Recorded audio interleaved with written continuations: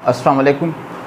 Tension in a string आज हमारा topic है और इसके साथ ही हम एक और चीज़ भी डिस्कस करेंगे। If two connected bodies of masses m1 and m2 are hanging from the ends of a string which is passes over a pulley, find tension and acceleration।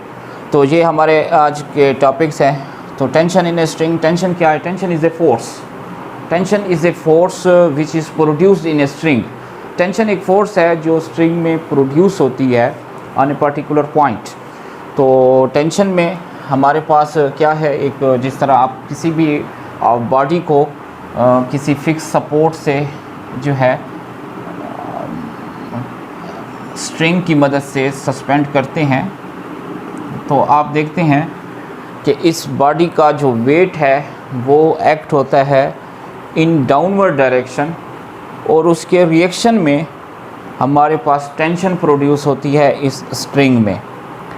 तो according to Newton third law आप देखें, action और reaction ही इसमें है कि एक body जिसको आपने एक स्ट्रिंग के साथ बांधा है और सस्पेंड किया हुआ है, तो उसमें क्या पैदा होती है? टेंशन प्रोड्यूस होती है। एक बात आपने, टेंशन प्रोड्यूस होती है इन अपवर्ड डायरेक्शन में, और जो कि इस बॉडी में जो वेट है वो एक्ट होता है इन डाउनवर्ड डायरेक्शन में।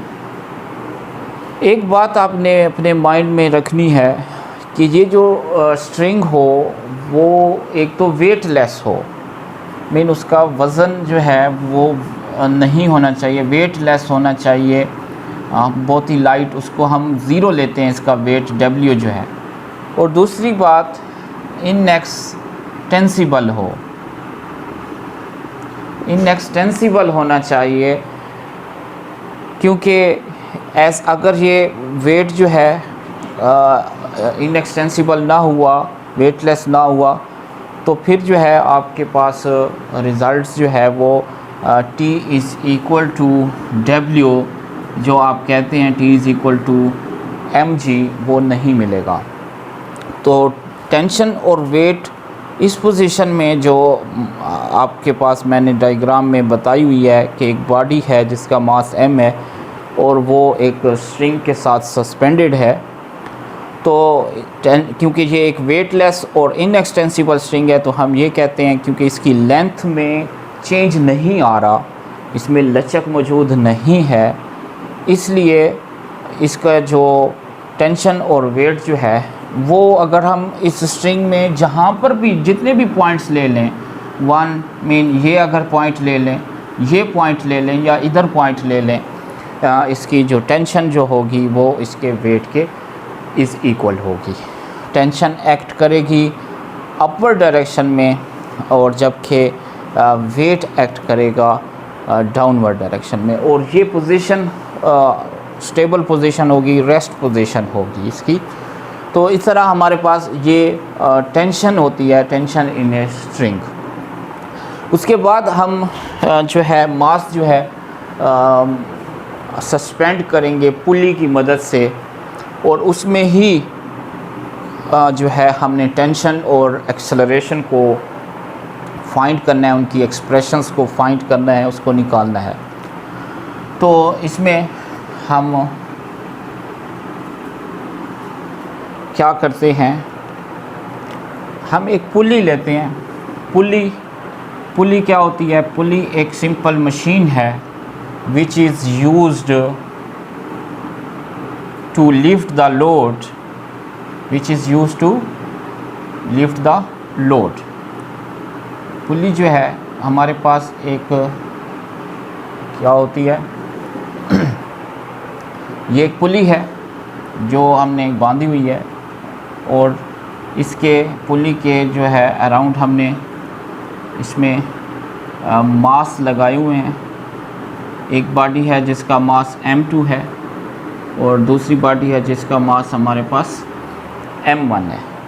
इसमें ये वेटलेस हैं, इनएक्सटेंसिबल स्ट्रिंग्स हैं, और इनमें जो टेंशन प्रोड्यूस हो रही है, टेंशन प्रोड्यूस होती है एक अपवर्ड डायरेक्शन में, क्योंकि according to Newton third law action और रिएक्शन होता है, क्योंकि वेट एक्ट होता है डाउनवर्ड डायरेक्शन में, तो टेंशन जो है वो प्रोड्यूस होती है इन अपवर्ड डायरेक्शन में। तो W1 is equal to M1G। ये हमारे पास अरेंजमेंट है। इसमें एक बात आपको मैं बता दूं, अगर ये दोनों मासेस सेम हैं तो फिर तो ये लेवल पर ठहरेंगे, लेकिन हम इसमें टेंशन और एक्सेलरेशन प्रोड्यूस करने के लिए एक बॉडी का मास जो है वो लेट करते हैं कि M1 मास जो है वो ग्रेटर है M2 मास से। ये मास M1 जो है वो ग्रेटर है M2 से, इसलिए ये डाउनवर्ड डायरेक्शन में आएगा और M2 जो है वो मूव करेगा इन अपवर्ड डायरेक्शन में, ये डाउनवर्ड ड्यू टू ग्रेटर मास। तो हम ये कहेंगे, अगर हम मोशन देखें M1 की, M1 जो है वो मूव्स करेगा डाउनवर्ड डायरेक्शन में, downward direction. Then net force, जो नेट फोर्स एक्ट करेगी, net force acting on M1 will be, जो नेट फोर्स M1 बॉडी पर एक्ट होगी वो किस चीज़ के इक्वल होगी, F1 फोर्स जो है वो इज़ इक्वल टू W1 जो इस बॉडी M1 का वेट है माइनस जितनी इसमें टेंशन है, क्योंकि टेंशन जो है ये रस्सी जो इसको सपोर्ट कर रही है, वो टेंशन जो है वो हम इसमें से माइनस कर लेंगे। फोर्स का फार्मूला है M1A और वेट होती है M1G माइनस T। तो इस तरह आपके पास ये एक रिलेशन बन जाती है। सिमिलरली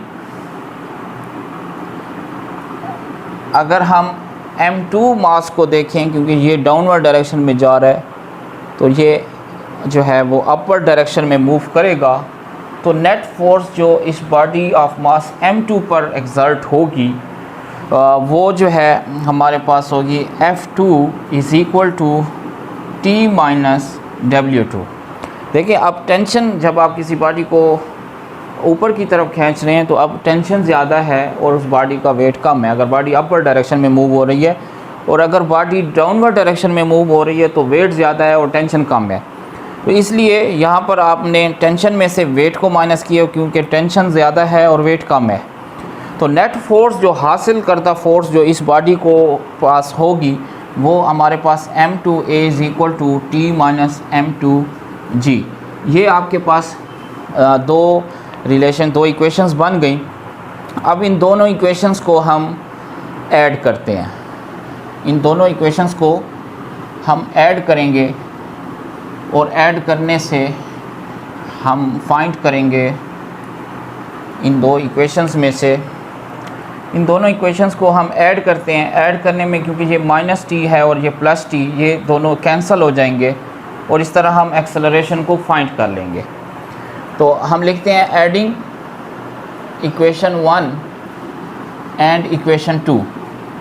इक्वेशन 1 और इक्वेशन 2 को ऐड करें, M1A is equal to M1G minus T, और अगर यहाँ पर देखें M2A और प्लस T माइनस M2G, आप देखें ये plus T minus T cancel हो जाएगा, ये हमारे पास आ जाएगा M1A प्लस M2A और ये आ जाएगा M1G माइनस M2G।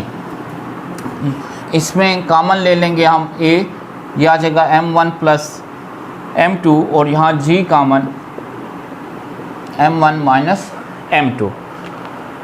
तो इस तरह हम इसको फाइंड कर लेंगे। एक्सेलरेशन हमारे पास यहीं पर मौजूद है, G into M1 minus M2, ये जो फैक्टर इसके साथ मल्टीप्लाइड हो रहा था M1 प्लस M2 वो दूसरी साइड पर आकर डिवाइड हो गया।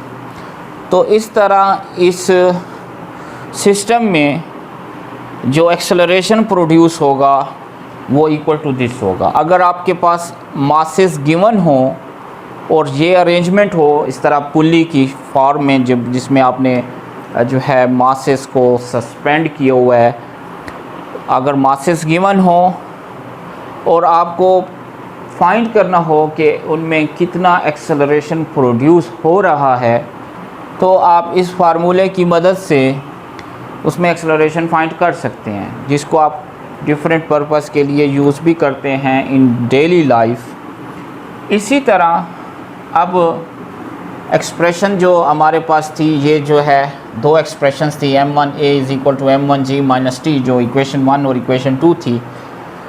ये हमारे पास इक्वेशन 1 ही थी क्योंकि मैंने अभी साफ़ कर ली है, ऊपर नीचे लिखी थी ऐड करने के लिए। तो इस इक्वेशन 1 या 2 में आप इस एक्सेलरेशन की वैल्यू को पुट करेंगे और इस तरह हमारे पास टेंशन आ जाएगी। मैं इस एक्सेलरेशन की वैल्यू को इस इक्वेशन 1 में पुट कर देता हूँ। तो इस a की जगह पर जब मैं ये पुट करूँगा, आप लिखेंगे putting a is equal to this in equation number 1। इस इक्वेशन नंबर 1 में जब हम पुट करेंगे तो ये हमारे पास m1 a की जगह पर आ जाएगा g into m1 minus m2 divided by m1 plus m2। m1 m2 ये मासेस हैं, g gravitational acceleration is equal to ये m1g जो वेट है इस बॉडी का माइनस उसमें जो टेंशन प्रोड्यूस हो रही है।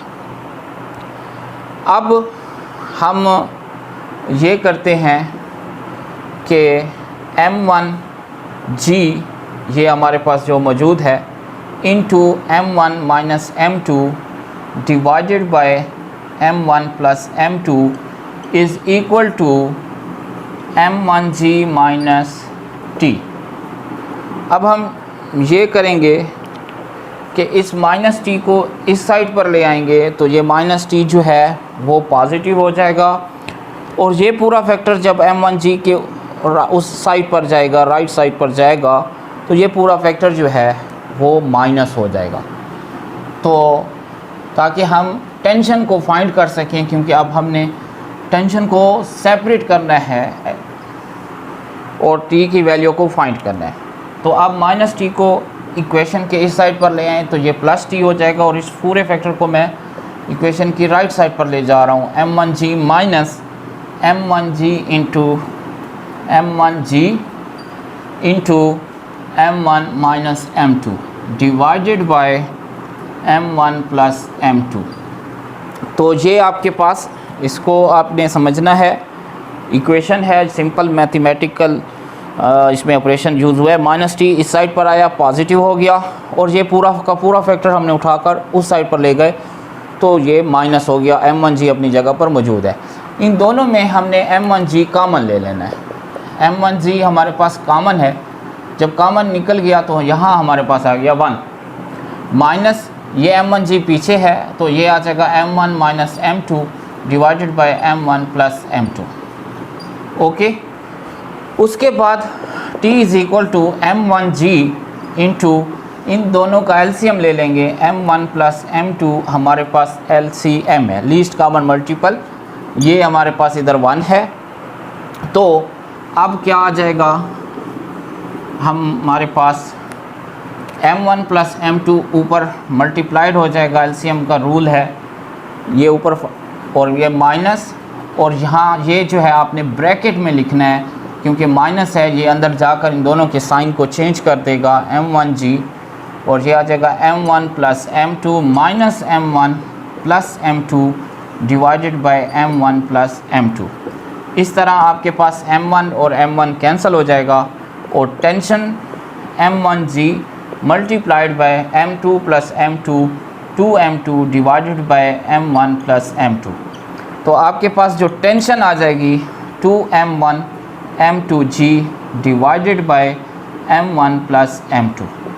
तो इन स्ट्रिंग्स में कितना टेंशन प्रोड्यूस हो रहा है ड्यू टू वेट m1 और m2 जो आपने मास से सस्पेंड किए हैं, इसमें जितना टेंशन आ रहा है वो हमारे पास is equal to 2m1 m2g divided by m1 plus m2 के इज़ इक्वल होगा।